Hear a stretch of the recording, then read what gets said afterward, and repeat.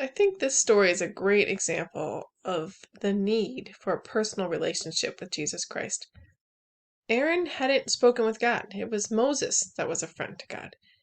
Aaron had just heard about him, heard what he wanted to be obeyed, but he wasn't obeying out of relationship, out of personal relationship. He hadn't had an encounter with the living God.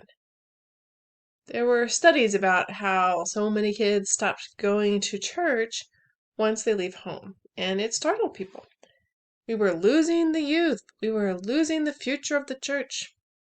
Then churches wanted to be more hip, more attractive to the youth. The music got louder and louder. Worship now resembles a concert with band members on a stage with a spotlight.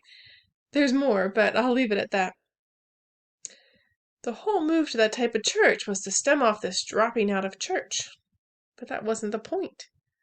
Keeping kids in church as they transitioned into adulthood wasn't the point at all. Haven't we all heard the analogy, sitting in church doesn't make you a Christian any more than sitting in a garage makes you a car? We don't need our kids and young adults in church. We need them to have a relationship with Jesus.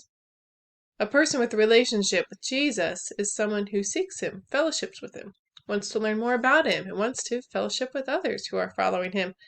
They will go to church. They will go to Bible study. They won't be faith dropouts. We can justify all our church trappings by saying getting more people into church means more people hearing the gospel, learning the Bible. But is the gospel preached? In trying to get people into church, have we watered down the message of surrender all? Maybe what those kids need is to leave the church, accept that they aren't Christians, and let God do his thing in their lives. Staying in church thinking they are saved because they're one of the good guys is not really a safer position to be in, if your goal is that child's salvation. Is your goal for your child to be in church, or that God have his way with them and bring them safely home to himself? Can you trust him with the job?